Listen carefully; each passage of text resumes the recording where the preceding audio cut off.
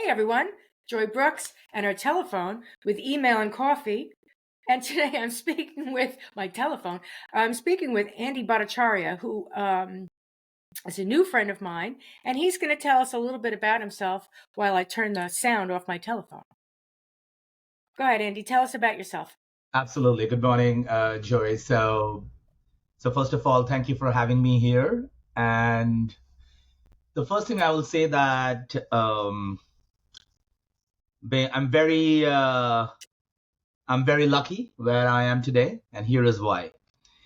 I started my life in India, schooling, engineering, came here for job, did a cross program with Duke University, came here for work, and then I thought that it's a very life was somewhat easier, right? Intelligence was never an issue. I was getting into engineering, good school, job, one after the other. Then finally, I realized that I should find the reason why I was born. And my journey completely started in a very different angle. So I call myself sometimes a real Indian, came to the US, settled in, um, engineer by trade, consulting, started my career with Quantum Black, McKinsey, KPMG, Capgemini, went back to for my MBA. And after my MBA, I thought I should not go back to consulting. Let's do something different. So I went to Wall Street for a couple of years, didn't like it much. Then I realized that, yeah, that's a discovery of myself. I want to be more on the purpose led, maybe less on the capital led, but more on the purpose led. But we need both to be successful. Maybe even just being capital led brings success. So this whole journey of knowing myself has been always there. Then I came back to IBM, which was my sweet spot in consulting. And then in IBM, I got an opportunity to really lead an interesting uh, go-to-market strategy program, which was around industrial Internet of Things and sustainability. It's very much built on supply chain, which was my career in and is my career in. And when I say supply chain, it's manufacturing as well. And it's a very interesting juncture of my life. And I really liked industrial IoT and sustainability. I was in Germany, posted in Germany, came back to the US, and I left corporate America and I started my own startup. 2020, COVID happened. Another realization, fell flat on my face, and somehow managed to survive the last, I would say, 5 years. And we had a good inflection point early last year. So in the early last year, I exited the company as a CEO, and now I'm at the board. I'm one of the founder members, and I have started helping the organization to not only grow organically but also to exit. So I'm at an inflection point with my startup.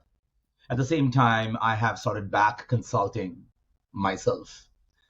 So, so if you really see this whole journey of consulting, Wall Street consulting, startup consulting, right? It's like dancing around of the hodgepodge life.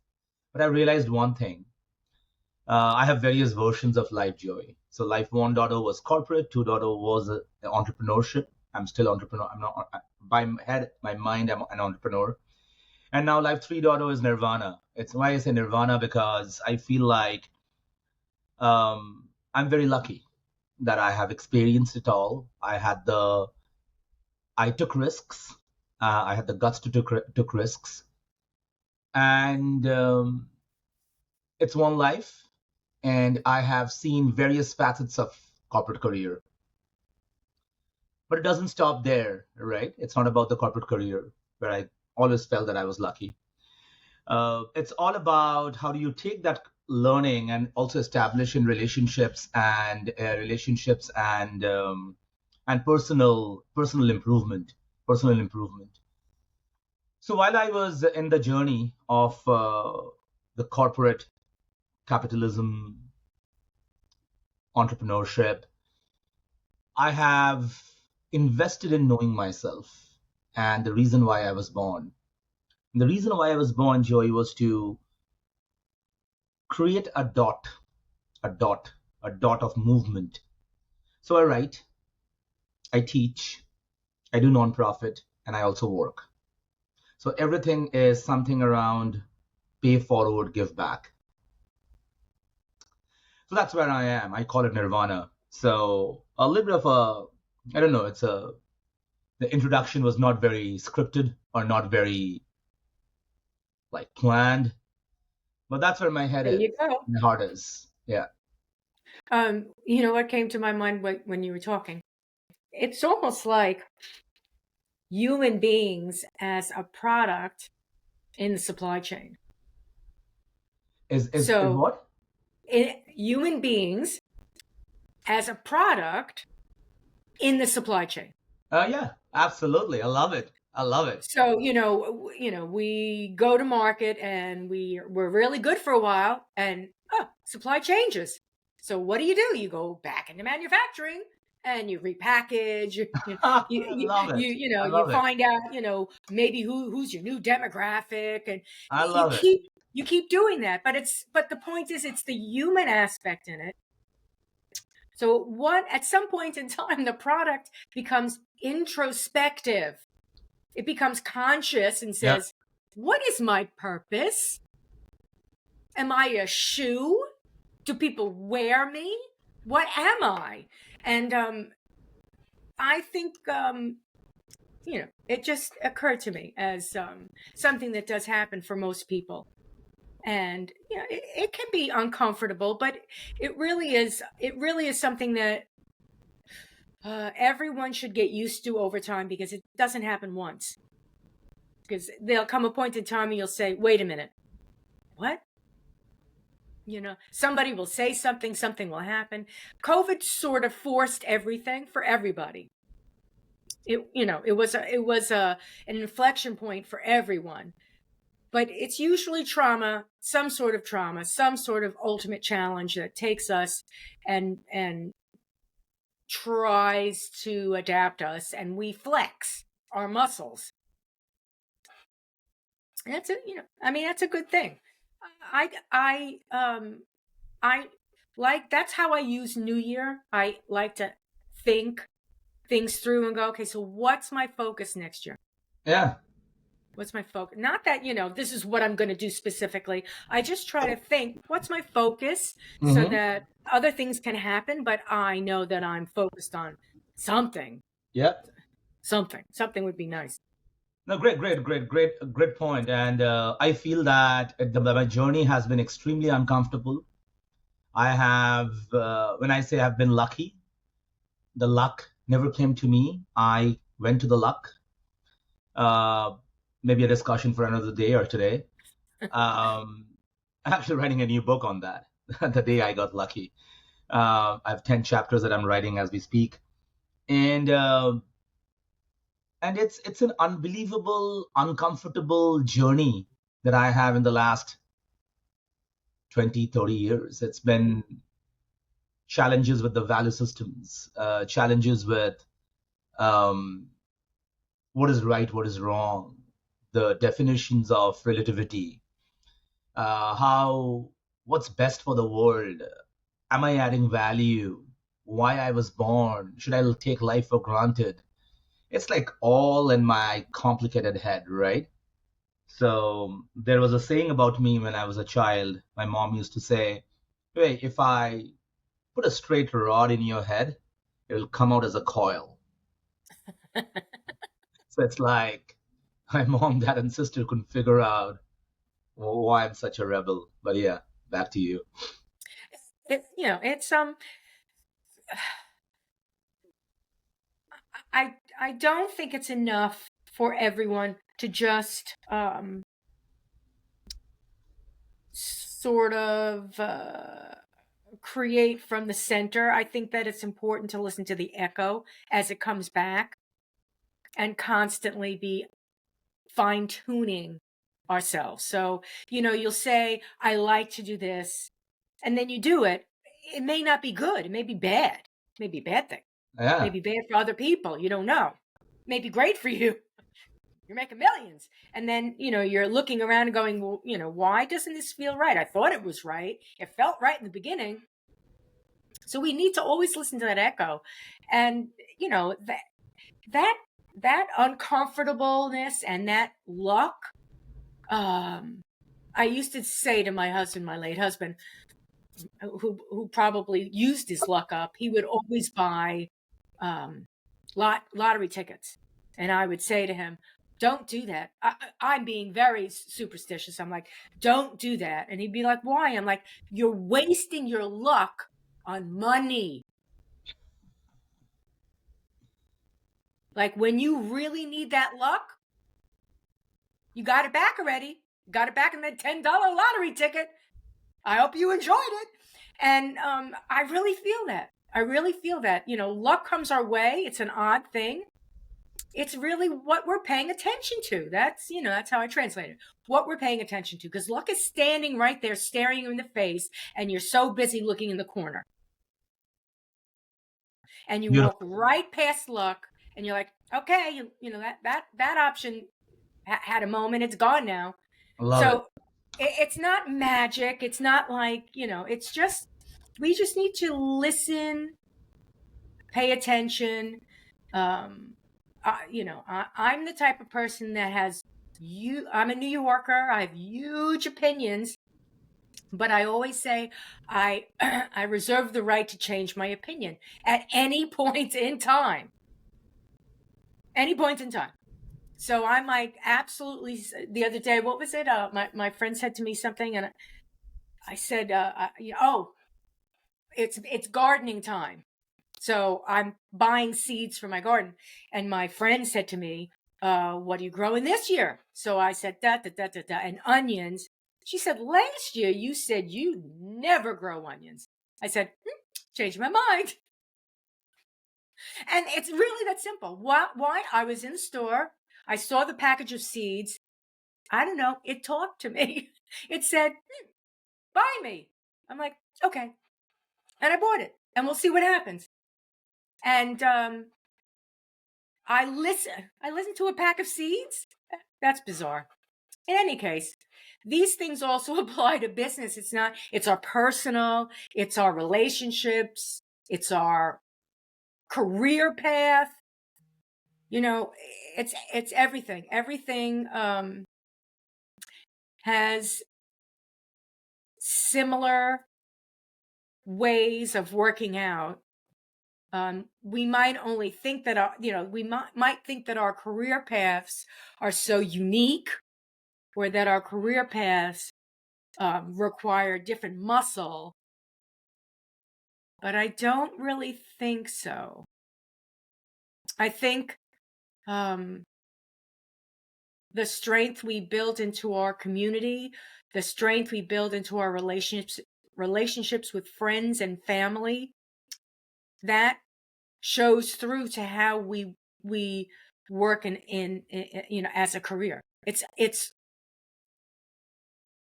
really the same thing. If you're ruthless at work, odds are you might not be ruthless at home, but you might be ruthlessly loyal, or that same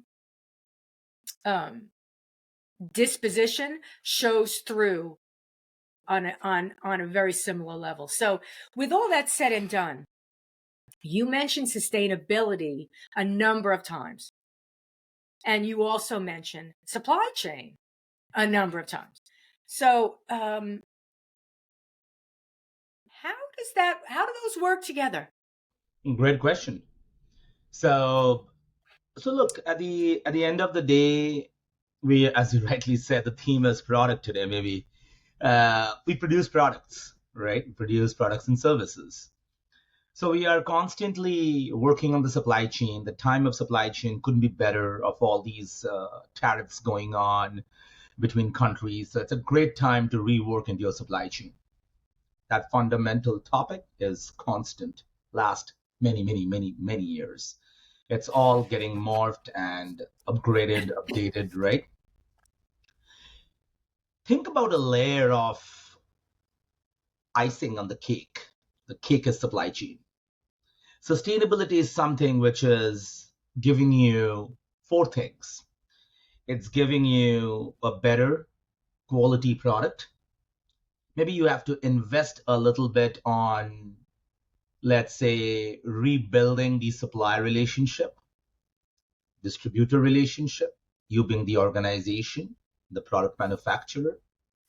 But once you do that, it's always having low carbon transition, better quality of the product, better supply management, better distribution management, better inventory management. This whole angle of sustainable supply chain is something we should all thrive for. Number one. Number two, this creates a lot of betterment in the circular economy model. Circular, right? Reusability, repurpose, all these mind share of circularity is very important.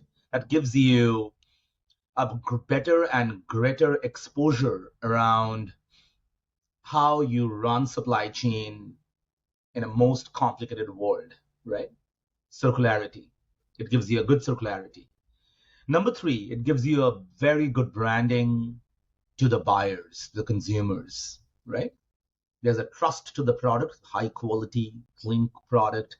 That's where it is. Number four, it really binds the overall ecosystem in a much better manner than ever it could be.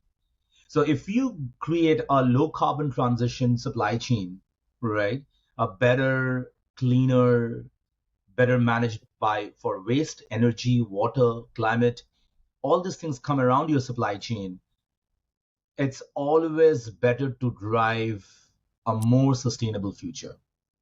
Now, there are products which will emit a lot of carbon. You may or may not be able to transition to a better product solution right now, in my definition. But those carbon can be captured and can be sold in the market, which we call carbon trading. So there's always a way to build purpose in your supply chain. So supply chain and sustainability, supply chain and bracket manufacturing as well, by the way. I do not differentiate supply chain and manufacturing. Supply chain slash manufacturing with sustainability is something as a new normal way of looking into driving, let's say, nearshoring, deglobalization, circular economy, um, creating inventory movements in regions where we never thought of, right? We only thought of China, right?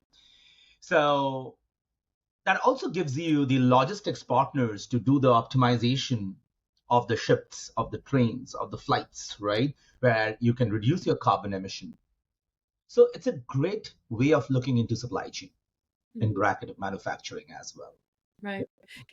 You know, it wasn't 100 years ago when we were attempting to bring the third world up. And in doing that, everything was shipped overseas. Yep. Cheap, fast. Oh, and we're doing a great thing because all these people all across the world were bringing their their lives to a better place. But, one thing that you said that I'm not necessarily totally arguing with, but I'm going to rename. I'm going to rename this carbon footprint, and I'm going to just stamp it energy, because that's a real issue. Energy, because you can lift the third world by providing them with cheap energy. Now, what that energy is and its sustainability, what are the byproducts? How is it maintained, manufactured, kept, shared, where it comes from, all of these things, whatever the energy is, whatever it is, that's a real issue for our time. That's a real issue for our time. It's a product in itself, and it's somewhat Well, it's not part of this. It's part. How could it be? It's part of the solution, and it's part of the problem. Because it's probably the foundation of the modern era. Petroleum products are the foundation. Period. We move everything with petroleum. Everything. If petroleum were to be off the market tomorrow, the global economy would crash. We wouldn't have any clothes. We wouldn't have any phones. We wouldn't have anything. Mhm. We'd have everything that we have. We wouldn't be able to fly. I mean, and there goes the third world.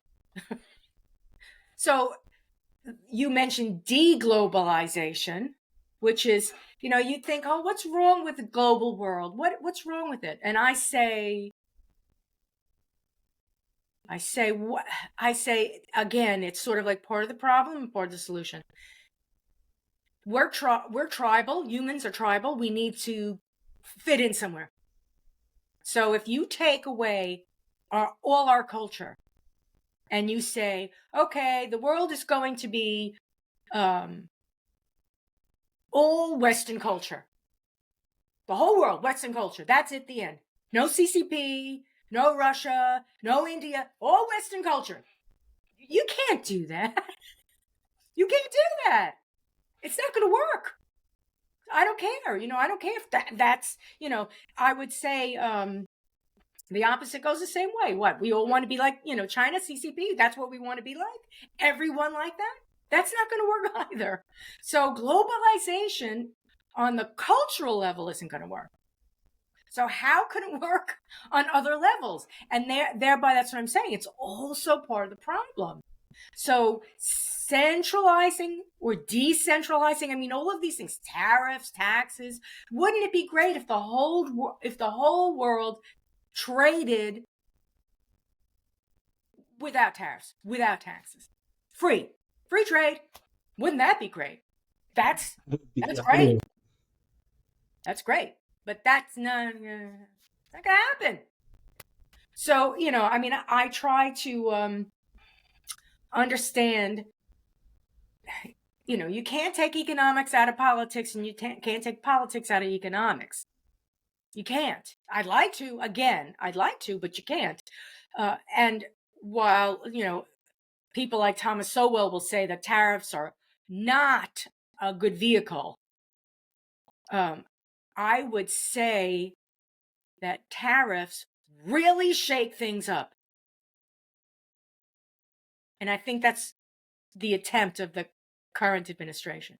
Short of starting a war, it really shakes things up. Yep. Now, what does that do? What does that do to the supply chain? What does that do to, manufacturing? It really shakes things up. Is it going to solve problems? I don't even think the administration knows the answer to that. I don't think so. Where do you think we're going? And what do you think, what are some of your thoughts about, I don't know, if you have any solutions or methods, processes? Yeah. No, that's a great question. I think it's a very apt question at the right time. Look, I'm generally a very optimistic, savvy person, right? I'm always optimistic. And I feel that once in a while, these shakes are needed. I feel that some shakes are needed, right? Everything that we do, everything an individual does, there's a good and a bad, right? So I feel that something good will come out. I am very hopeful as a person, right? As we relook into supply chain, as I relook into manufacturing, we talked about nearshoring, globalization, deglobalization. Something good will come out. We'll relook into supply chain. We'll shift our base from country A to country B. In country B, new economics and new things will come up. It's good for that country, right? So I feel that sometimes shakes are needed, number one. Number two, the fundamental work would not change. I have to build a good product to stay in the business. Our theme is product today, right? We want to build product to be in the business. I want to be myself a good product to be in the business, right? I have to make sure I know how to change based on the change of the ecosystem, right? So I feel that let's not worry about, it's my opinion, and love to get challenged. We don't have to change a lot what we have done in the last 10, 15, 20 years, right? It is just that we have to be agile, figuring out what's best for my business, right? If I just think about business, there's a life relationship as well, partnership. I'm not talking relational, personal right now. I'm just talking business, right? I have to just figure out that what I have done in the last 20 years, are we too hard to shift? Because at the end, whatever happens, profitability will be the matrix that I will be measured as a businessman, or even in any business, consulting, product development, IT, engineering, any business, right? So we have to figure out this new mantra around profitability. Like, okay, if I do this, do that, which I call, which is very close to my heart, which we have built the product on, I call it simulation. The better we do simulation, right? I'm big into risk modeling. That's my career in supply chain. Uh, it's all about simulation and making the right decision. The better you have a decision making mindset or mantra, right? It's better for a businessman. Now you don't have to being a guru on that. You can use tools and platforms to really drive those business models, right? I feel it's all about how do you scenario model. Like, I don't think you have to change 60 to 65, 70% of what you have done. That remaining 30%, what you will redefine, which will leave back your legacy in the business, right? So I do a 70-30 split on how we prep up this whole shake that's going on right now. Yeah. I think, the shake is necessary for true innovation. It's like what disruptive is all about. It just shakes it up Very important. enough so that somebody innovates a new solution. Otherwise, we'd still be in the horse and buggy. Or better yet, we'd still be, taking a harder rock to a softer rock and slamming them together and making tools out of them. We'd never pass out of that point because there would be no need, right? We humans are humans are that paradox. Mm-hmm. We want to be comfortable, Mm-hmm. but we constantly look to up the ante. Yeah. It can be thought about as being greedy, but it can also be thought about as making it better. Yeah. And once we come to terms, I suspect it's like a child who says, "Can I have a piece of chocolate?" or "Can I have a piece of chocolate cake?" And then they want the whole cake. And when they grow older, they realize, save that for dessert for tomorrow. Then you'll have some tomorrow. We begin to realize we don't necessarily need to be greedy, but we need to learn how to get the best of both worlds in the best way possible. It's a mature way of looking at profit. Do I need $1 billion? I don't think so. Do I need $1 million? I don't think so. Would I like a little extra cash at the end of the day so that I could surprise myself? Yeah. That's it. But unfortunately, our heroes make billions. That's how we value them. So therefore, if I become a hero, I'll make billions. And that's the platform everybody wants to aspire to. I hope we change that. I really do. I hope we change that, because I really prefer having the hero be the one that saves the day and not necessarily the one that makes $1 million. Yep. What types of work are you doing right now? You mentioned it was, did you say simulation? Yeah, yeah, simulation.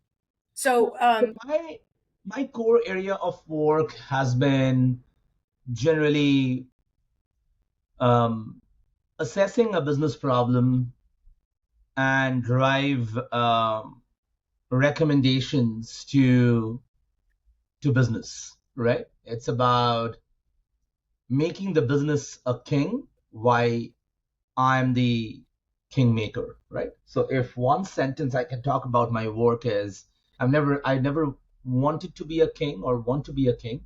I want to be a kingmaker. So I always advise based on the business problem. I have to understand the business problem very well and give scenarios back to my customer, if I may say that word, or organizations I work with, and how responsibly they can implement that scenario. So it's not about only scenario modeling, but also implementation. And once implementation is over, how do you do it and repeat it with technology, right? That's where my life has spent in the world of um, business. So it has been consulting, it has been um, some era in Wall Street, a bit of back in startup, so now consulting. So I feel that at the end of the day, if I can understand and re-articulate the problem of a customer, half of the job is done. And when the customer says, "Yep, this is the problem I want to solve," 70% of the job is done. The remaining 30% is how you will solve it, and which is okay. But one belief system I have is if I define the problem very well, we will be able to solve the problem. And defining the problem is the hardest thing in life. yeah. Sometimes the problem has 5 faces. When you say simulation, this is this is the picture in my head. So when you get a weather front coming in, and all the meteorologists go to the computers and they run these Yeah, simulations. If the storm hits here, this is what's going to happen. And they come back with these spaghetti models. yeah, you got it.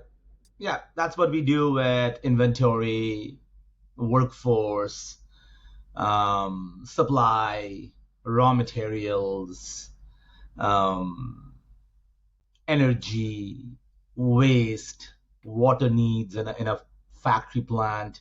Yeah, it's all about how do you take all this and do the models. Yeah. You know, we learned, unfortunately, um, that something as simple as toilet paper has a supply chain, Yeah. and most people have little idea of where anything they consume comes from. It sort of just miraculously ends up at Target and we pick it up. It doesn't grow, doesn't need people, to nurture it, doesn't need people to harvest it, doesn't need, a machine to bring it from one place to it just happens. It just, it's a miraculous thing. Oh, and by the way, it's recycled paper. So, I mean, we don't even understand that. The fact that, oh, it's recycled. So what does that mean? Like, what in the world? Are they recycling the toilet paper that I'm using? In any case, it's it's hard enough for someone to come up with a product. I'm going to make shoes. I always love to use a shoe product as an example. I mean, what goes into a pair of shoes will astound you. The little old, when I grew up, there was something, not only the shoe store, but there was the um guy that had the little store in between the big stores that fixed shoes. So he resold your shoe, or he, if something, if your heel fell off, he gave you a new heel, right? All of these things, you'll never see this guy anymore. Why? Because if you get a hole in your shoe, you just buy a new pair of shoes. But when I was a kid, I had a pair of penny loafers that, it had to last me the entire school season. My mother bought me in September a pair of penny loafers. She wasn't buying me another pair until next year. That was the end of that. And maybe I had a pair of sneakers. So I had a pair of penny loafers for school and a pair of sneakers for play. The end, right? Now, sneakers cost $6,000 and there are no such things as penny loafers. So, it's amazing how the consumer, the evil person, the really the arch villain, the consumer, the way we consume things and our concept of manufacturing are like two different universes. And I think part of the problem is to get the American back down to earth about consuming. You know what I'm saying? It's like, I'm hungry. Okay, go to McDonald's. All right. I need a new shirt. Okay. Stop off at Target on the way home. Oh, I need gas. Okay.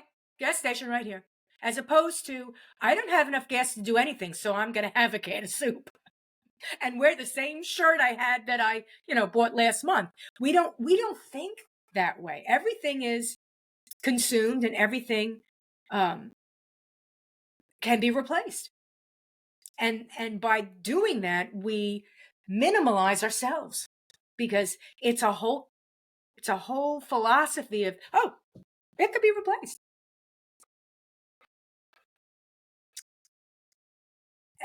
That needs to change.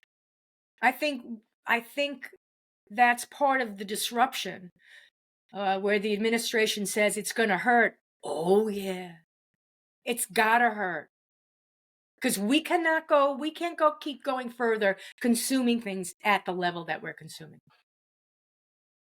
There's not going to be anything left. We will have to go to Mars. Yeah. And I don't necessarily see that solution being offered, because it's a philosophical solution. It's not necessarily anti-capitalist. I don't think it is. I think it's pretty simple. We really don't need to consume as much as we're consuming. Yeah.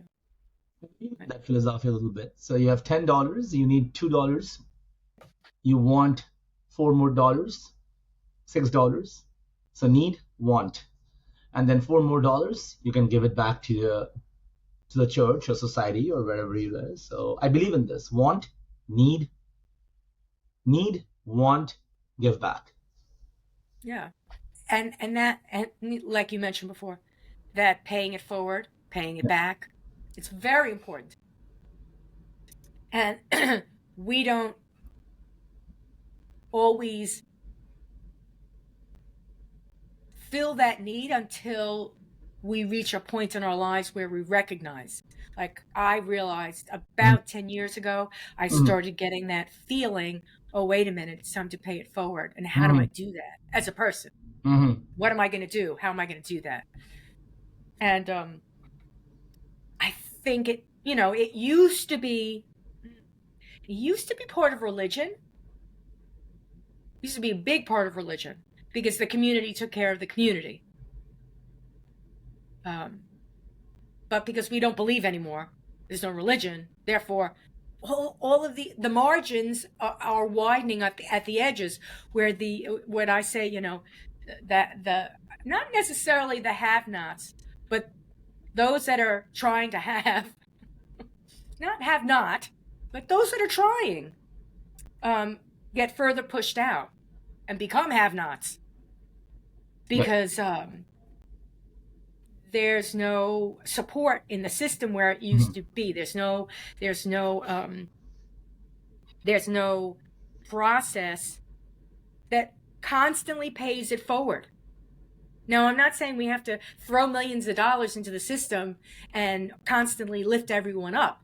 But if there's always support, then these people are naturally finding the Mhm. ways to be lifted and to lift themselves Mhm. and to lift others. Do Yep. you because I know that you said, that it's important to you, your purpose. Do you find that you're second guessing yourself when you're trying to um, do something for yourself, and then you're thinking, but what about others? Like, shouldn't I be paying it back? How do I pay it back? When do I pay it back? What am I paying back? This is a good question. So, second guessing is not a bad thing, but how do you bring clarity in your thoughts is a critical thinking, right?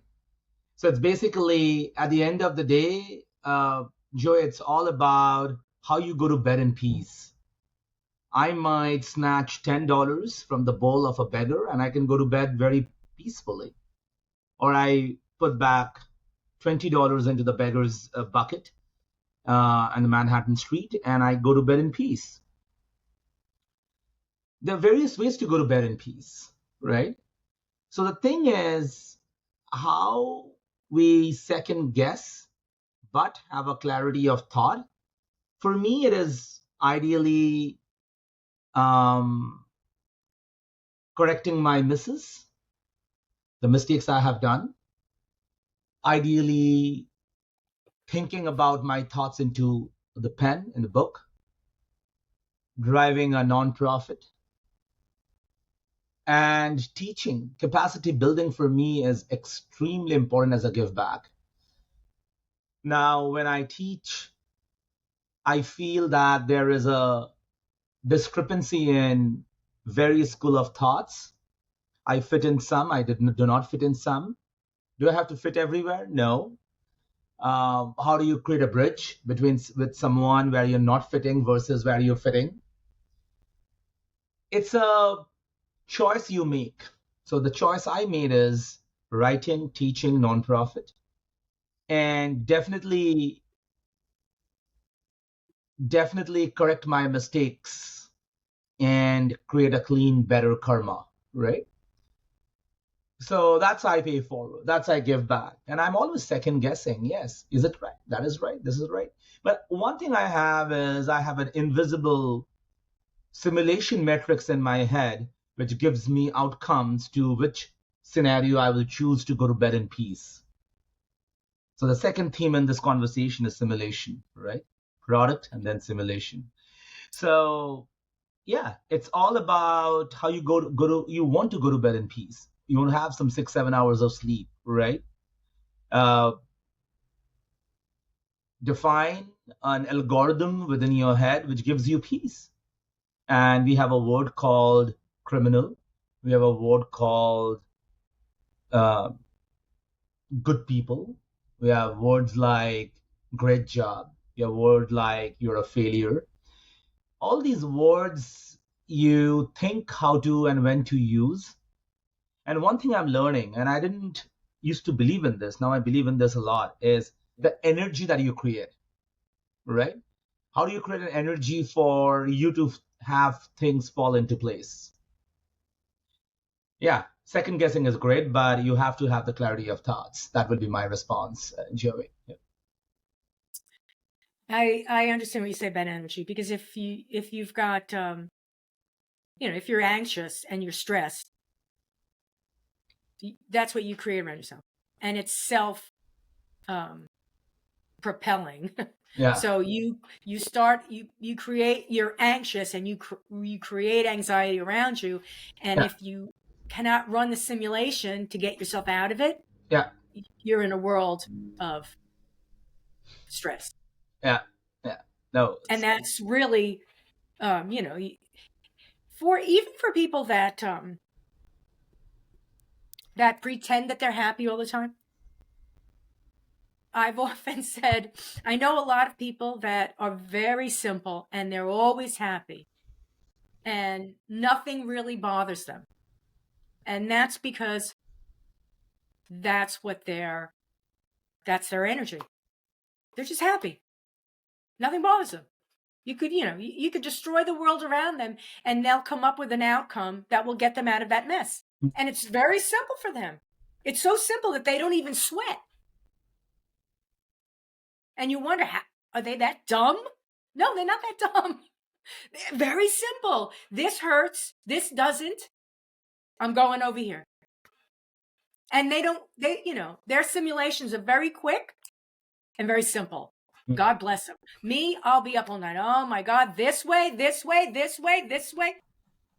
Oh, and if there's a situation, I will think talk about simulations. I will think it through every which way and lose. That's the way I am. And it may take me a while to solve the problem, but I've also taught myself over time not to be anxious over that thought process, to make it like to celebrate the process. Like, oh, I'm working through a problem. Like that, that face that makes it seem like you're in pain, right? No, I'm working through it. And if I convince myself of that, Yeah. I will learn. Okay, this is painful, but I'm enjoying it. Yeah, no, this is great. This is a great, Jerry. This is a great conversation. So the three themes come out again is Yes. product, simulation, and I'll add one more. That's energy. I like the Energy. theme of the conversation. So I do too. yeah. And I do have a website, which is leadwithandy.com, which I generally maintain, and not always up to date, but generally you will see all my books and what I'm doing out in the I'll put ecosystem. that down below. Yeah. So I'd love to say that it's a great conversation, and product, simulation, energy. It'll keep me in my mind that I will think through the entire day when I drive to a few places and I eat and sleep. And yeah, it's a very mature conversation. Thank you so much. I appreciate you giving me your time Absolutely. and It's thoughts. something the best part I like about is that how we brought the philosophy to reality. I like that. Right. So I like that part of the conversation a lot. It doesn't always happen, but when it does, Yeah, it's great when a plan comes together, right? absolutely. No, thank you so much. Thank you, Andy. And yeah, thank you. Good day to you, and that's a wrap. Take care. All right.